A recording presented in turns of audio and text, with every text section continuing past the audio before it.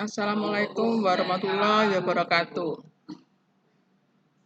Saya Bu Sri Rahayu Ningsih dari Probolinggo, tepatnya di SMK Negeri 2 Probolinggo, akan menjelaskan materi pengaruh agama dan budaya Hindu-Buddha di Indonesia.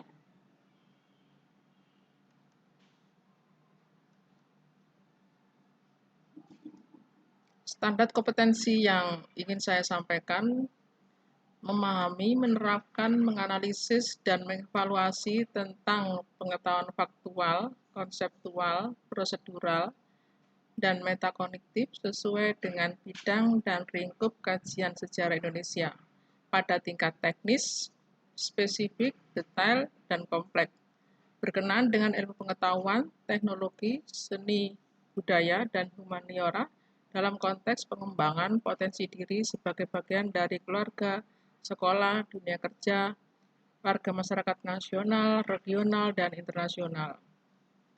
Sedangkan kompetensi dasar yaitu 3.3 menganalisis berbagai teori tentang proses masuknya agama dan budaya Hindu-Buddha serta pengaruhnya terhadap kehidupan masyarakat Indonesia, pemerintahan, budaya. Indikator pertama yang bisa saya sampaikan, pertama, menganalisis teori tentang masuknya agama Hindu-Buddha ke Indonesia sesuai dengan fakta-fakta pendukungnya. 2. Menjelaskan pengaruh agama Hindu-Buddha terhadap kehidupan masyarakat Indonesia. 3. Menjelaskan tentang kerajaan-kerajaan Hindu-Buddha yang memiliki pengaruh penting dalam pembentukan integrasi bangsa. 4. Menjelaskan tentang bentuk-bentuk akulturasi budaya pada zaman Hindu-Buddha.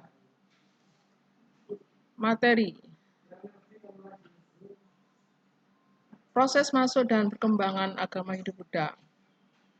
Ada teori kedatangan agama Hindu-Buddha, sumber-sumber kedatangan agama Hindu-Buddha, dan jalur masuk agama Hindu-Buddha. Kemudian ada kerajaan Hindu-Buddha.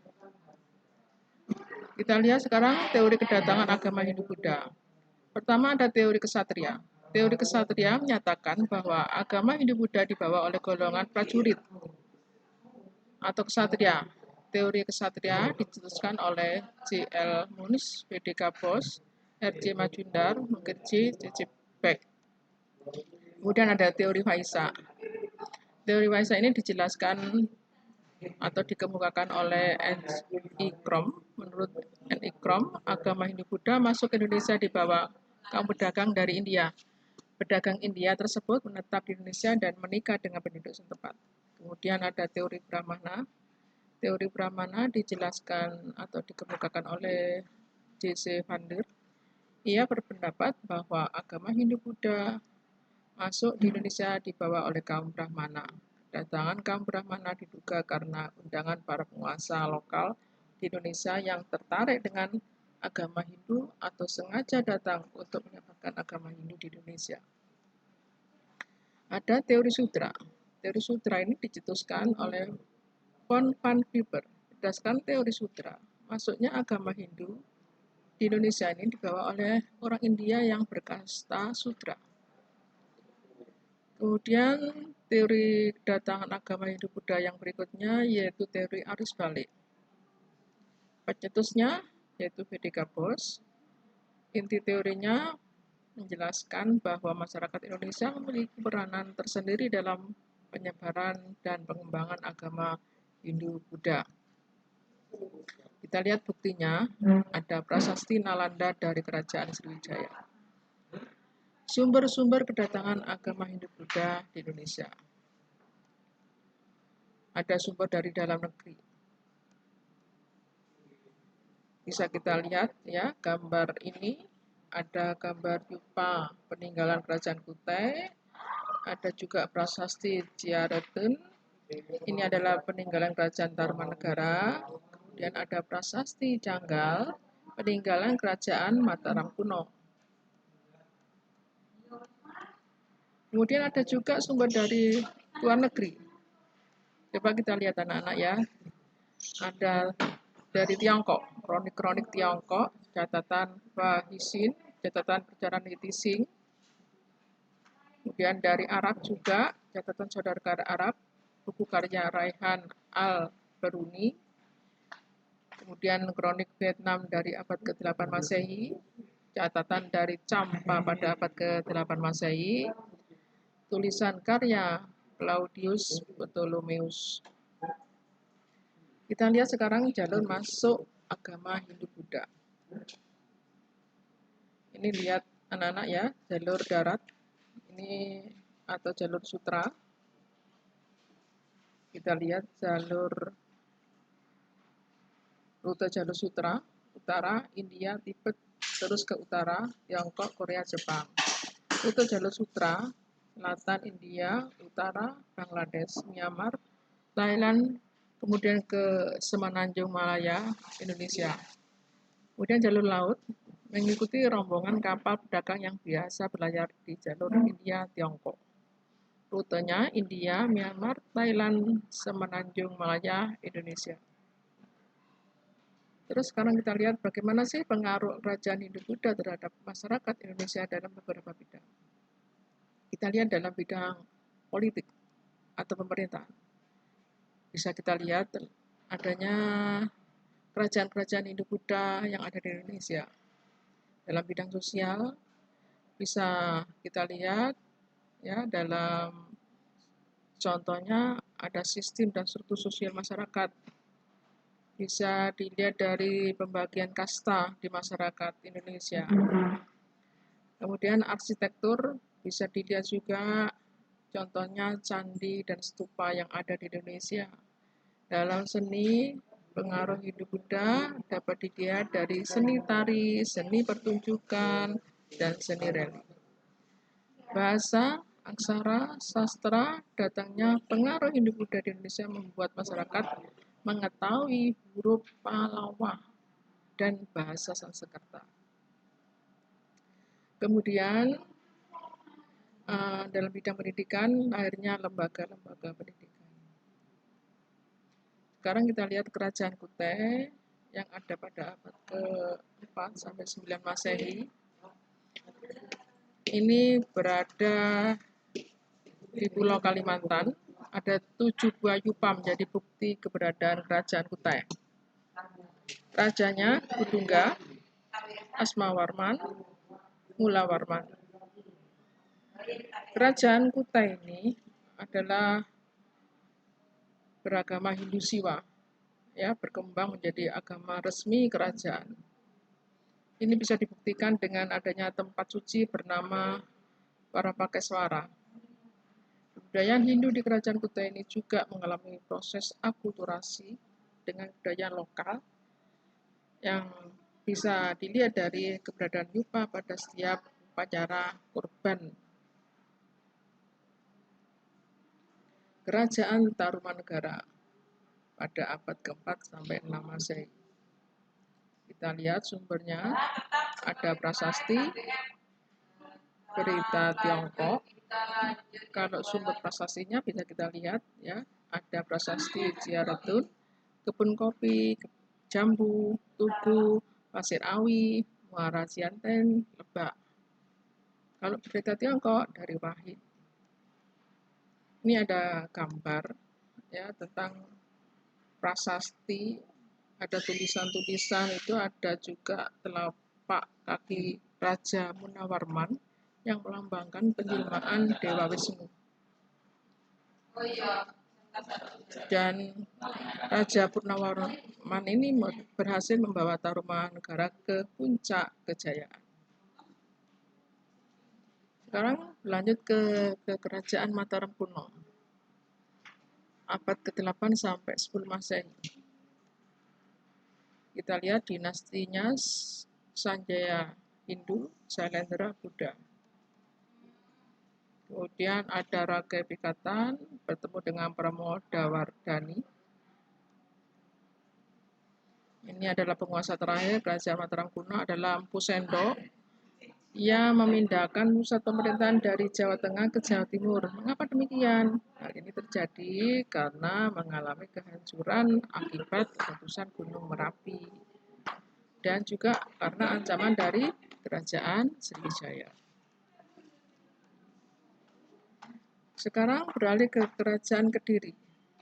Ada abad ke-11 sampai 12 Masehi. Kita lihat sumbernya Prasasti Banjaran, Kitab Bharatayuddha, Berita Tiongkok, ada Jayabaya.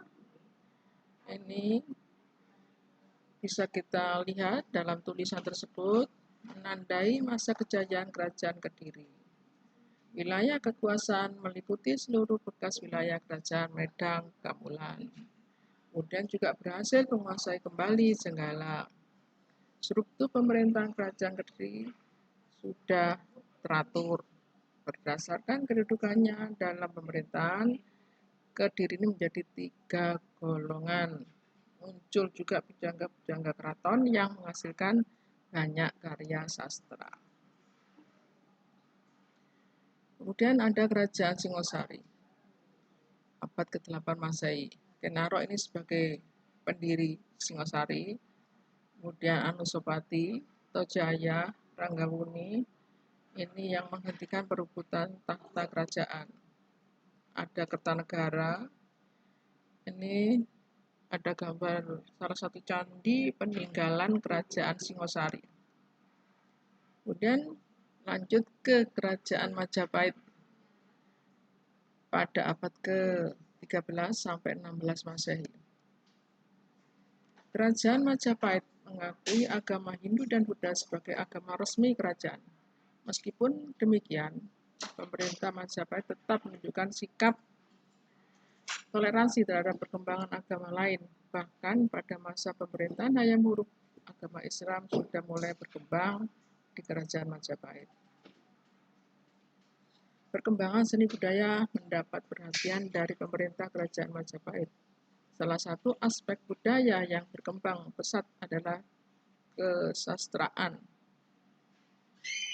Contohnya, Negara Kertagama, Sotasoma, Arjuna, Wijaya, Panji Wijaya Krama, Usana Jawa, Pararaton, Ronggolawe, Serandakan, dan Sundayana.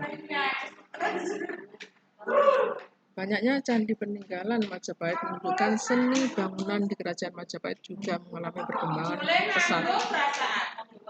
Kita lihat bangunan-bangunan candi ini yang sangat bagus sekali, sangat megah sekali. Kemudian kita lanjut ke Kerajaan Buleleng. Ada pada abad ke-9 sampai 11 Masehi. Bisa kita lihat sumbernya ya, Prasasti Balanjong, Prasasti Panempahan, Prasasti Malat Gede. Ada beberapa raja penting, kita lihat Anak Wungsu, Jayapangus, Udayana, raja terbesar dari dinasti Marwadewa, berhasil menjaga kestabilan kerajaan. Meninggalkan banyak prasasti, wilayah kerajaan meliputi semua pulau Bali. Kesenian masyarakat Buleleng mengalami perkembangan pesat. Masyarakat Buleleng menganut agama Hindu Siwa. Meskipun demikian, tradisi megalitik masih mengakar kuat dalam masyarakat Buleleng. Kondisi ini dibuktikan dengan penemuan beberapa bangunan pemujaan seperti punden berundak di sekitar pura-pura Hindu. Kita lihat berikutnya adalah Kerajaan Kalingga atau Holing. Sumber berita Tiongkok Edisi. Ratu Sima sifatnya sangat tegas, keras, adil, dan bijaksana. Dia melarang rakyatnya untuk menyentuh, mengambil barang bukan milik mereka yang tercecer di jalan. Memberikan hukuman berat bagi yang melanggar. Pada masa kejayaannya, Kerajaan Kalingga menjadi pusat agama Buddha di Jawa. Agama Buddha berkembang di Kalingga merupakan ajaran Buddha Hinayana. Pada 664 Masehi, seorang pendeta Buddha dari Tiongkok bernama Wining berkunjung ke Kalingga untuk menerjemahkan sebuah naskah terkenal agama Buddha, Hinayana, dari bahasa Sanskerta dalam bahasa Tiongkok. Usaha Winning ini tersebut dibantu oleh seorang pendeta Buddha dari Jawa bernama Jana Badra. Kita lihat berikutnya yaitu Kerajaan Sriwijaya abad ke-7 sampai ke-12 Masehi. Letaknya di Pulau Sumatera. Ya, kita lihat sumber, ada prasasti, ada berita Tiongkok. Kalau dari prasasti, sumbernya ada Kedukan Bukit, Talang Tuwo, Telaga Batu, Kota Kapur, Ligor, Karang Berahi. Berita Tiongkok dari Tising. Memang letak Kerajaan Sriwijaya ini berada di tepi Sungai Musi atau sekitar Bukit Siguntang dan Kota Palembang, Sumatera Selatan. Dari daerah ini, Kerajaan Sriwijaya berkembang menjadi kerajaan maritim terbesar di Asia Tenggara.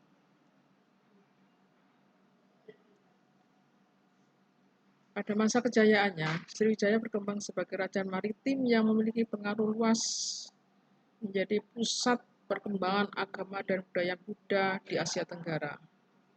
Kondisi ini tidak terlepas dari letaknya yang sangat strategis di jalur perdagangan internasional. Bentuk-bentuk akulturasi agama Hindu-Buddha.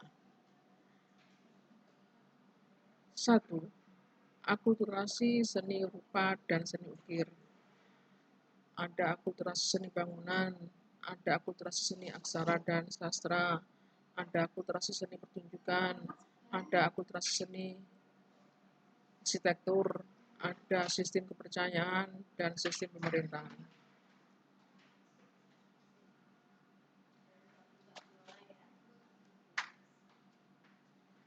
Kemudian itulah anak-anak yang bisa saya sampaikan ke kalian materi tentang Hindu-Buddha di Indonesia. Kemudian ada latihan soal yang perlu kalian jawab. Ada 5 soal yang harus kalian kerjakan di buku. Kemudian segera dikumpulkan kalau sudah selesai. 1 minggu ke depan terakhir mengumpulkan. Demikian